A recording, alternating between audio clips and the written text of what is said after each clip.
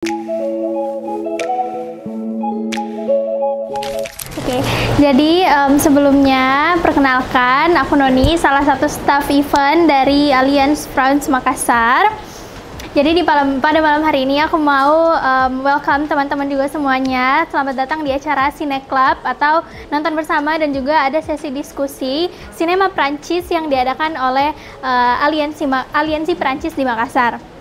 Nah teman-teman, fun fact, kita akan menargetkan acara nonton bersama ini selama 12 bulan ya, 1 tahun. Jadi setiap bulannya kita menargetkan untuk menayangkan setiap bulan satu film terbaik Prancis, yang dimana pada hari ini kita mau menayangkan film Pas de Vague, atau dalam bahasa Inggris itu disebut The Good Teacher. Nah, mungkin teman-teman yang udah lihat posternya, udah lihat undangannya, kita juga ada sudah introduce juga apa sebenarnya yang tercakup di dalam film ini.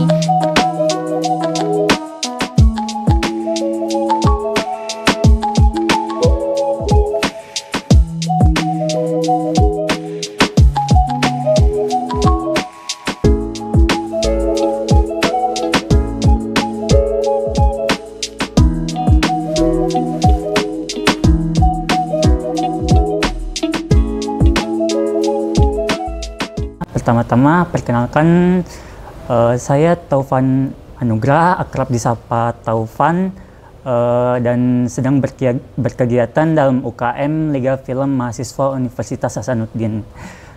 Jadi dari film yang sudah kita nonton barusan, judulnya The Good Teacher, saya bisa melihat di sini bagaimana mereka portray situasi yang biasa disebut blackmail, di mana keadaan dihadapkan oleh dua situasi yang sama-sama mempunyai konsekuensi. Saya temannya Taufan. Saya temannya Taufan dari Liga Film Mahasiswa Unhas. Mostly saya biasanya itu komen tentang praktikal atau praktek-praktek yang ada di bagian perfilman, dan sedikit komentar mengenai filmnya tadi. Mungkin saya sedikit bingung mengenai filmnya ini. Kenapa? Karena menurut saya there is so much thing yang mau diceritakan di film ini, tapi mereka semua tidak dikemas atau tidak dijelaskan dengan sebaik mungkin. Mungkin itu menurut saya. Kenapa? Karena saya kurang bisa dapat feel dari setiap pemeran yang ditampilkan di film ini, karena banyak sekali. Tapi yang paling kena pemeran itu cuma pemeran utamanya. Terus siswa-siswanya itu kayak tiba-tiba di sini ini dia baik, tiba-tiba di sini ini dia jahat lagi. Jadi mungkin itu yang bisa kayak itu yang menurunkan intensitas menonton saya mengenai ceritanya sendiri.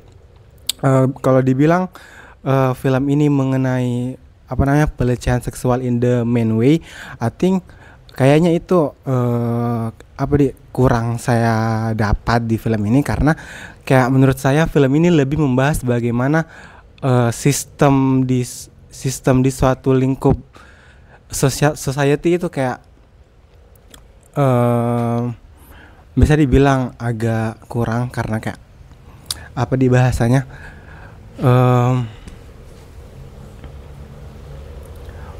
yang kayak mereka cuman berfokus ke kepentingan dirinya sendiri, seperti yang tadi kepala sekolahnya yang kayak dia tidak teruskan suratnya si pemeran utama karena dia mau kayak naik jabatan lagi lebih tinggi. Kayak mungkin itu yang lebih saya tangkap di film ini, kayak bagaimana sistem di filmnya tadi kayak buruk sekali, dan di sistem up sama si penguasa itu sendiri, seperti yang terjadi di negara kita saat ini, seperti itu. LGBTQ plusnya di Prancis itu sebenarnya terbuka sekali nih. Cuma kalau ndak salah ini filmnya kan dari based on true story-nya sutradaranya. Nah itu sekitar tahun 2011, 2012, 2013 kayaknya deh, sekitar itu. Dan mungkin pada saat itu masih tabu apalagi untuk sebagai seorang pengajar untuk menjadi seorang penyuka sesama jenis seperti itu? Dari timbul beberapa pertanyaan lah dari film tersebut juga. Yang pertama mungkin kalau insight yang saya dapat dari film tersebut ada beberapa, mungkin yang bisa jadi catatan pribadi saya dan mungkin juga bisa saya bagikan ke teman-teman.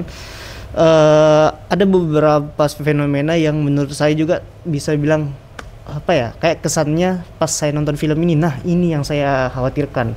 Nah kayak contohnya apa ya, sebelumnya kan saya teman-teman sering ikut kayak kayak pengkaderan begitu, dan memang akhir-akhir ini lagi sering-seringnya ada pengkaderan dan saya termasuk kayak berpartisipasi sebagai fasilitator.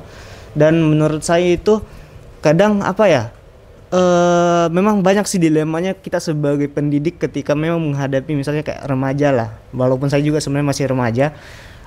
Ketika menghadapi teman-teman begitu, apa ya, kayak seakan-akan kita juga mau kayak contohnya mungkin juga bisa kita kayak meluruskan dan memberikan pemahaman bahwasanya kayak catcalling atau pelecehan itu bukan cuma ke perempuan saja. Nah jadi kadang juga kita sebagai laki-laki, bahkan kadang juga apa ya, mungkin secara mungkin orang-orang itu lebih menganggapnya itu biasa karena yang dijadikan objek berbeda. Nah kalau saya sendiri sih mungkin bisa tangkap lah dari film ini.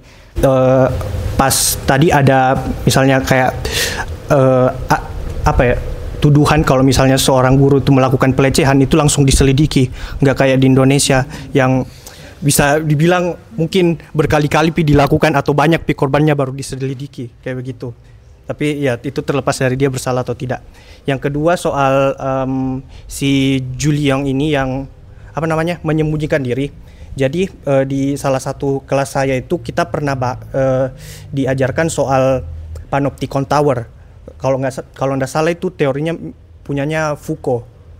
Jadi katanya kita ini setiap orang itu punya mekanisme disipliner karena setiap saat itu kita seakan-akan diawasi oleh setiap orang. Nah, Julian itu bertindak seperti itu karena itu dia punya istilahnya dua identitas yang berbeda lah. Kan identitas itu berlapis-lapis.